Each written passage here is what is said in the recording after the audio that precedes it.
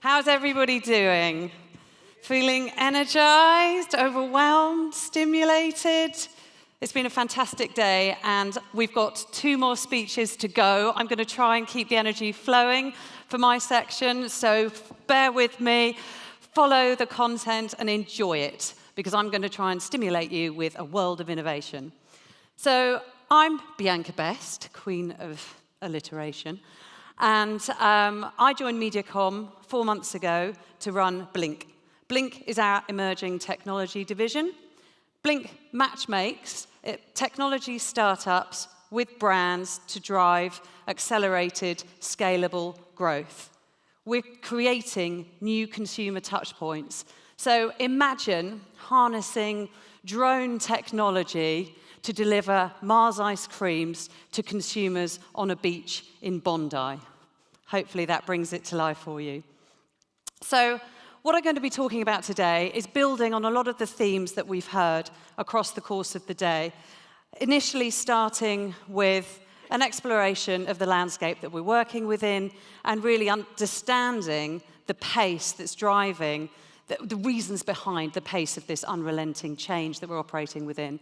And then have a look at what that means for us as marketing professionals. Then I'm going to tell you 2 ways I'm very personally committed to driving growth through Blink, looking at the depth of the specialist technology partnerships that we're forming and talent and capabilities, building on from everything you've just heard from Chris.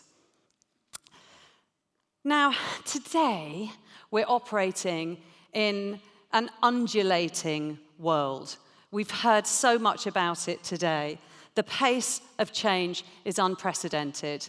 And Thomas Friedman, who's a New York Times technology columnist, asks us not to fear today, but to step headlong into it and to embrace the opportunity that comes from all of this unknown newness, to make sure that we seize the opportunity. Because he calls this the age of acceleration, because the pace of change is something that we've never experienced before. What's driving this pace of change? And now, for one tiny science bit. In 1965, Gordon Moore, the co-founder of Intel, identified that the number of transistors on a chip was doubling every year, and simultaneously, the cost of production was halving. So what does this mean?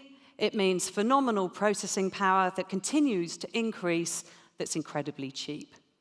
So how do we see this most manifest? Well, we're in the information age. We have data and digital as omnipresent. We know all about that. We're spending today talking about it, analyzing it. We're seeing globalization on a scale that's never been seen before. And we're in this world now where we're seeing consumers changing, where people are impatient, discerning, vocal, and exposed to an assault of media continuously. And we're seeing clients feeling confused by innovation and how to step into it. So it's very complicated. And what does this mean for us in media, as media professionals? Well, we've touched on this a lot today. It's a volatile landscape because we're under so much threat from so many different arenas. We've got the threat of consultancies. We see our clients trusting the critical thinking, the business intelligence from consultancies rather than us. We've got the threat of in-housing, where they believe they can do channel management more efficiently, more cost efficiently than us. And then when we look at the overall agency landscape, we're seeing a flattening because we're seeing diversification, where everyone's trying to do everything, and it's creating this homogenization that creates more confusion for our clients because they don't know where to go or which specialists to lean on. And then we have the commercial pressure of bundling, because you've got clients wanting to do network-level deals, which are all very well for the client, but then for us running our individual agencies, it really squeezes our profitability. So it creates extra tension. So the overall landscape is incredibly tough. But there's always a silver lining, as we know that with challenges come opportunities. So we have this world of new opportunities that we're seizing. We heard Fliss dive into everything that we're doing around automation. So we're getting new efficiencies around time, cost, resource, and that's impacting our productivity. And then we've got new routes to market. And this is incredibly fun and stimulating because we're having wonderfully fun things from transactional social media to new inventions like in-store shoppable mirrors that are very soon going to be in-home. So imagine that. Clothes shopping at home in your mirror. Fabulous. And then we've got data enrichment that enables this new world of test, learn, refine. And marketing has never been so abundant in measurement potential. And then we've got the depth of customer relationship.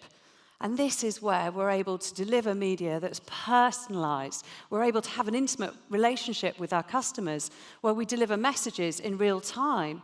And we've got machine learning that enables us to optimize experiences continually. So we're really creating this world of opportunity in the midst of a world of challenges. And what we have to do is try and create a way to simplify this, to create a route out for our clients, out of the complexity. And I see it as coming down to one simple formula. One way to be brave and bold and progressive, to step into this mayhem and just create some simplification for our clients. I believe that when you take the depth of the customer relationship that's possible today and you focus on customer centricity and embed that at the heart of all of your thinking, your planning, your doing, and driving your business agenda, when you combine that with the potential that new marketing innovation and technology offers, you have a really exciting route to driving accelerated, scalable growth. And I really believe in the potential of this formula. And it's what I'm thinking about and working on with clients a lot right now. And this is where Blink comes in. So as I said, we're matchmaking technology startups with brands to create these new consumer touchpoints. Ultimately, what we're doing is seeking new tech to get pilots out into market because we want to test the saliency of the technology. Does it work? Do our consumers respond? Does it drive revenue? Does it drive engagement? Will this future-proof the brand's business? And essentially what we're doing is really trying to bring tomorrow into today. And clients like this. But we're not just doing innovation for innovation's sake. What we're doing is making sure that we align this innovation, this step into technology, closely with our clients' business goals, with their business agenda. And I describe this as a new frontier because I genuinely believe that this is a shiny new model for the agency-client relationship. We're doing something different. We're actually initiating the sparkly disruption. And I passionately believe in the huge commercial potential of this model, and we're already seeing this evidenced. Blink is structured in such a way that effectively we're hand-holding our clients as they step into innovation. It's as simple as it is powerful. We can work with clients in such a way that we can deliver solutions to one-off isolated briefs, right through to full-scale annual programs where we step into innovation with dedicated teams and vast budget. And so I just want to run you through 3 examples of how we're engaging with clients at the moment so you can be thinking about potential ways that your clients could engage with Blink. Not that this is a sales pitch, but I'm helping you step into innovation. So with Warner Music, we had one particular brief that we needed to solve very quickly, and so we used some AI-based social listening to inform creative for an album cover. It was a 6-week project that ran super quickly, finite budget with huge impact. So it was a very easy engagement for a client to partner with Blink. Right now, we're working with Coca-Cola European partners, the bottlers side of Coca-Cola, on a 6-month engagement that's incredibly exciting. They're looking to run 6 pilots across 6 months, and we're trying to solve different areas of their business with technology. So we're looking at aspects like packaging. What could smart connected bottles do for their business? And then we're looking at last mile delivery. So how can we get products to the end points, from hubs to end retailers more quickly. And we're looking at that through the lens of robotics and autonomous vehicles. And then we're looking at how we could drive more sampling in store through holograms. So really fun examples. But what's quite different about this partnership is the fact that the ultimate end game for the Coca-Cola bottlers is not just to have trialled the technology. Yes, of course, they need to know that it works. But ultimately, it's to drive their investment, because they actually want to buy or invest in these technology startups to ensure they really are ahead of their competitor set. So it's an incredibly different and interesting way to be working with the brand. And then we have Mars, which is our hero story. We've just rolled into our 3rd year of working with Mars on Blink, and we have a platform called Launchpad, in case you're not familiar with it. Launchpad is a portal that enables the entire global Mars marketing community to submit briefs, local market briefs, that they potentially think could be solved with technology.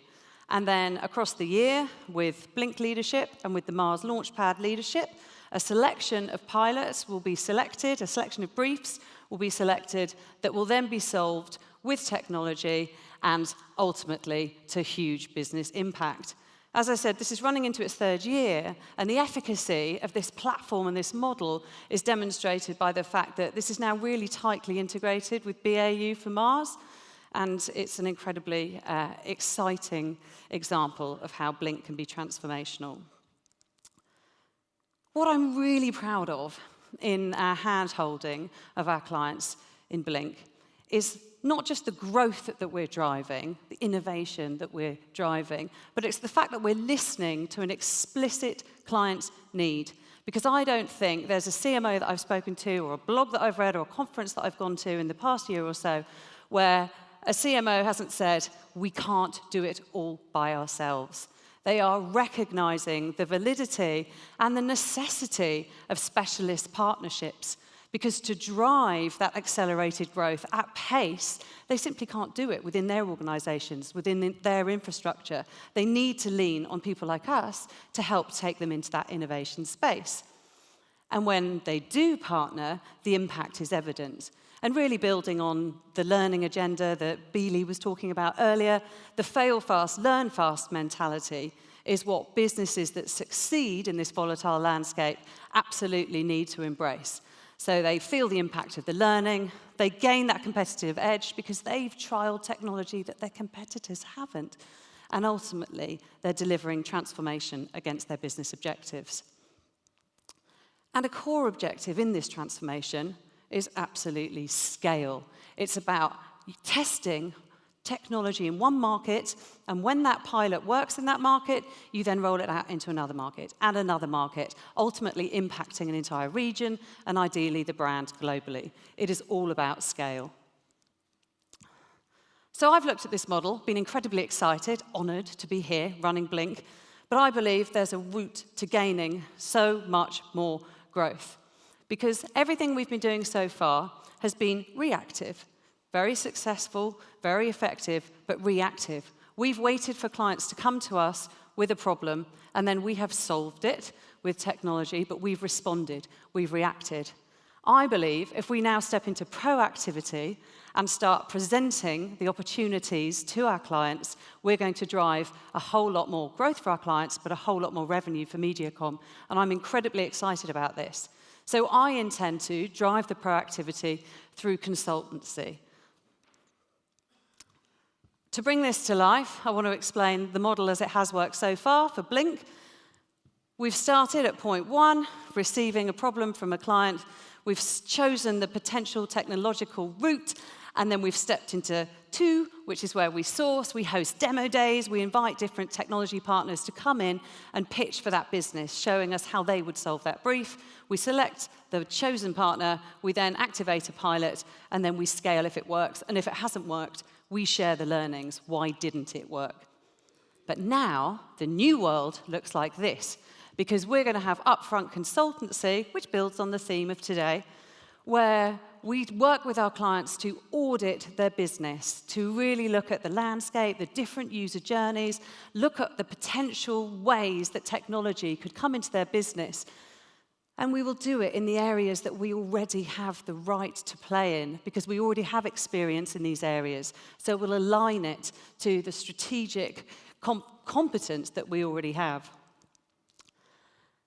And this puts us in an incredibly exciting place. If a client goes to a consultant for thought leadership, they get a huge 50-page document that gives them all sorts of wisdom, recommendations, but there's no activation that's possible. If you look at the other end of this lovely chart, the agency relationship is something that is so valuable because we've got deep legacy partnerships with our clients where we know them inside out. We are intimate with them. We understand their vision, their values. We know how to work with them. We know who to work with. We know how to activate with them. We're already very close and very intimate. So if you put the critical thinking, the business intelligence, the strategic direction of the consultancies here, and then you take that intimacy of the relationship that we already have here, you've got this fabulous fusion in the middle that is Blink, which I find incredibly tantalizing and compelling, and I hope you agree. And it probably explains why already we're having so many conversations with so many of our clients about Blink partnerships across 2019. And I'm afraid I've run out of time, so I can't give you any more examples, which I really would love to, but please do grab me, and I can tell you more later. But to leave you with a final thought, I really do invite you to think about what Friedman said and not fear today, but really step into bringing tomorrow into today, keep an entrepreneurial mindset, enjoy innovation, and have fun.